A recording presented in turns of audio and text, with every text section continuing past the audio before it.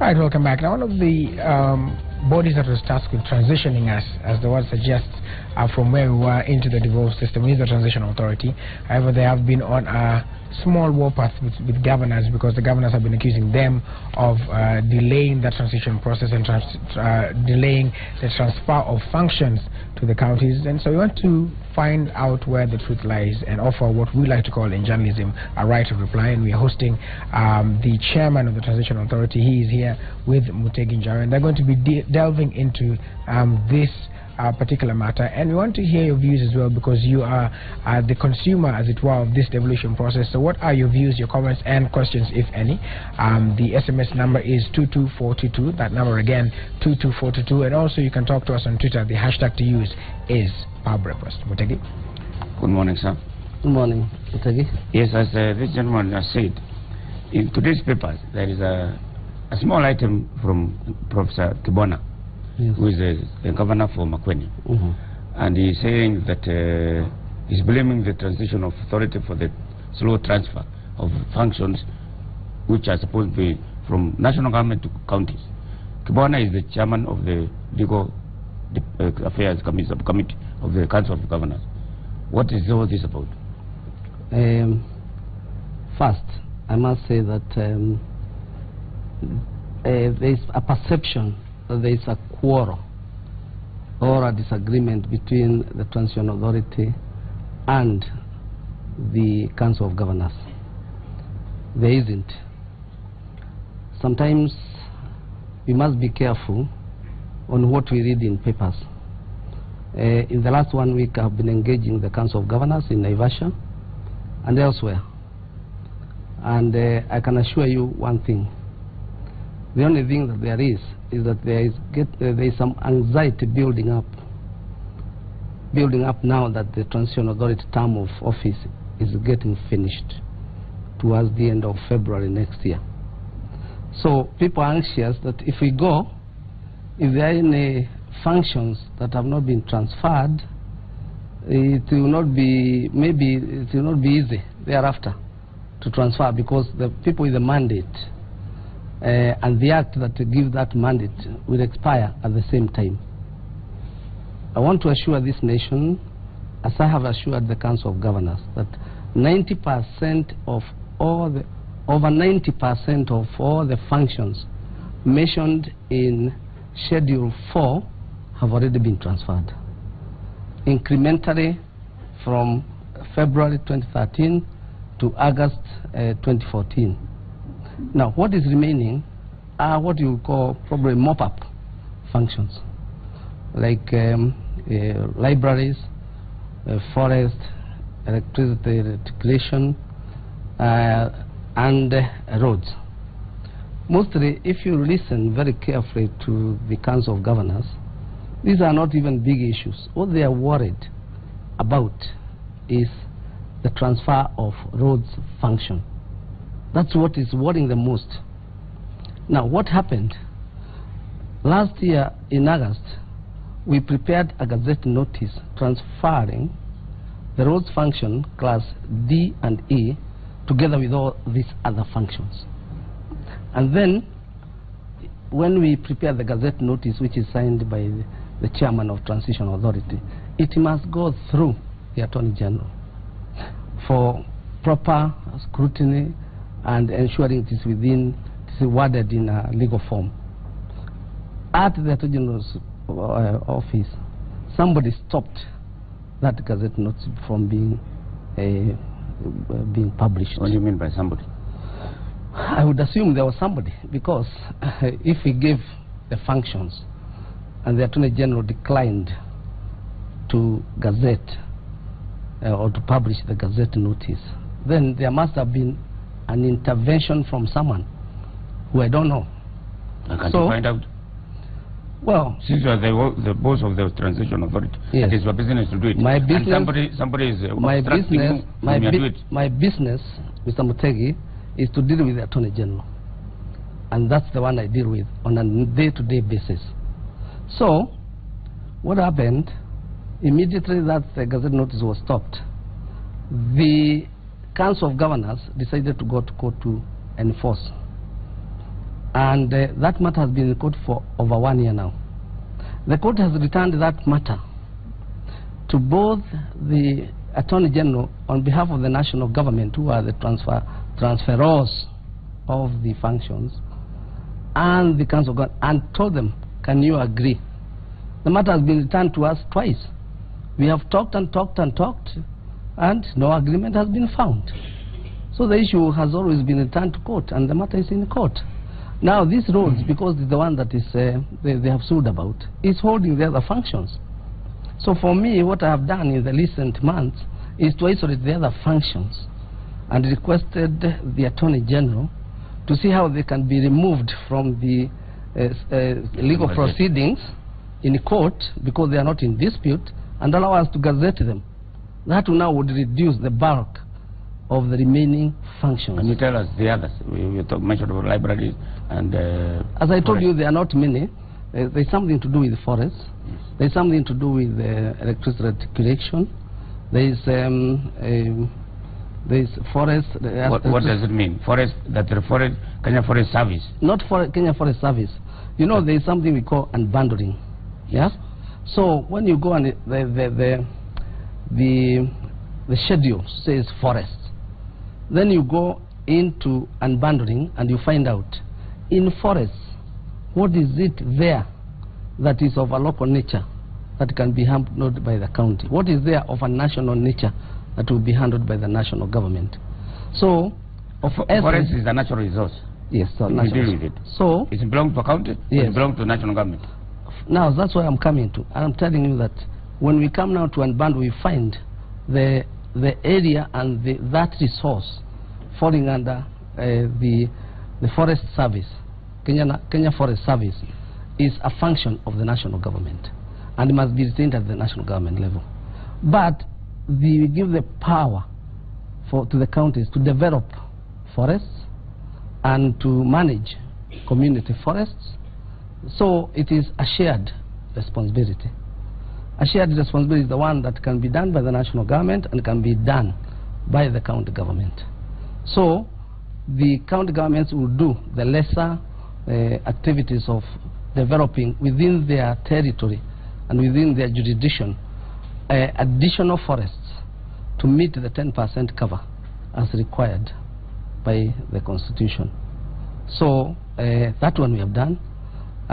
Also, even when we come to the electricity, I think the way we unbundled is that the rural electrification and so forth will remain in government, but we shall give power to the counties to be able to generate their own power and sell their own power, so that we don't limit and say you cannot do this function. You see, unless you are empowered to do that function, you can't do it.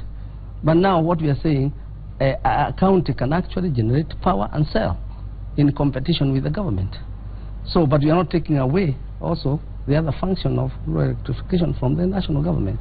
Why is it not the same applying with roads? Because if there are roads that are supposed to be done by urban road development. Yes, that's a very good question. Kura.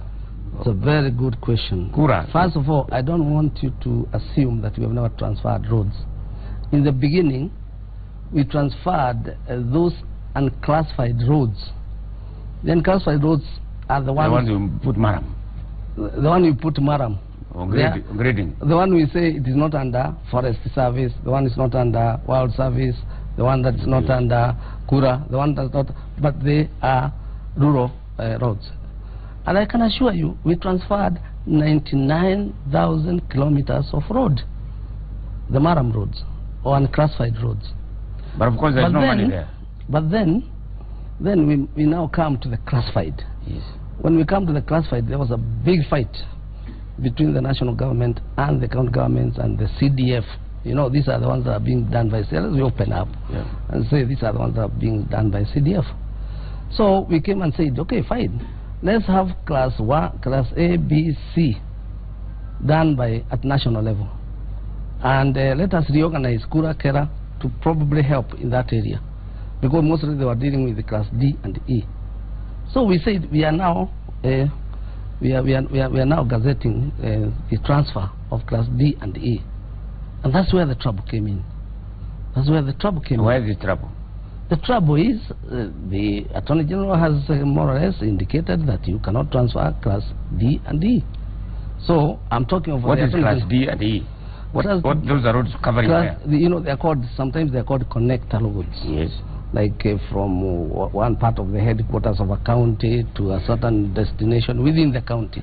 You see, and sometimes like D, it can be a road that can be developed within a county and be able to connect to another road in another county. So in other words, we can have a road running all the way from Kiambu to Nyeri or even to Meru. Yes. But it's probably around the forest area. But you can tarmac it, all of it, because it's a strategic road from one boundary of your county to the other. And then you have worked in, with the other county so that they also develop that road from their boundary to another like that. So such roads, I think, would be within Class D. Others are connector roads within the county. So those roads which are going across counties, yes. Why are the county governors interested in them? It's not the county governors that are interested in them. I think it is the rationale that these are the roads that are important to the wananchi, and when they are not tarmacked, when they are not repaired, but if it is the governor who is asked by the wananchi. It's not an outsider. But if a road is going beyond the county, yes, you only want to develop your part if you have the ability. Yes. Suppose the other governor does not have the ability to complete the road. You are not, at the moment, you are not interested in what the other governor does. You are interested in the connectivity and the ease of travel within your county. So your county does, you want your county people to do business with the other county. You may wish to do that. And there is no road because the other county will not be able to do it. For the time being, we are saying, Mr. Mutezi, I don't think they are being reasonable. It is the movement within the county that is counting at the moment. The county is not alone. No, the county belongs to Kenya. Fine. If say for instance, a road from Meru to Nairobi. Yes. It cross it from Meru, Embu, Kirinyaga, Murang'a. Let's not forget that there are things we call national highways, right? And those are designated as national highways, and to be built by the national government. Yes. All the way from Mombasa to Malaba. Yes. So we are not talking about those roads. Yeah. We are talking about roads that can be of goes across the an intercommunity exchange within the 3 or 4 counties. Yes. An example. Yes. An example, for instance, Mandera, Wajir, and Garissa have agreed that they will build those their boundary roads that will come and converge to one road that will say Mandera and Wajir. They will do their internal road, and the other one will do their internal road. It will come and connect at the boundary of Garissa, and Garissa will take that road to Garissa town. Once it gets to Garissa town, it will be part of the Thika Garissa highway, right? So these are the kind of arrangements that are going to come in Kenya, and it's a faster way of dealing with the business or building roads or building communication within Kenya.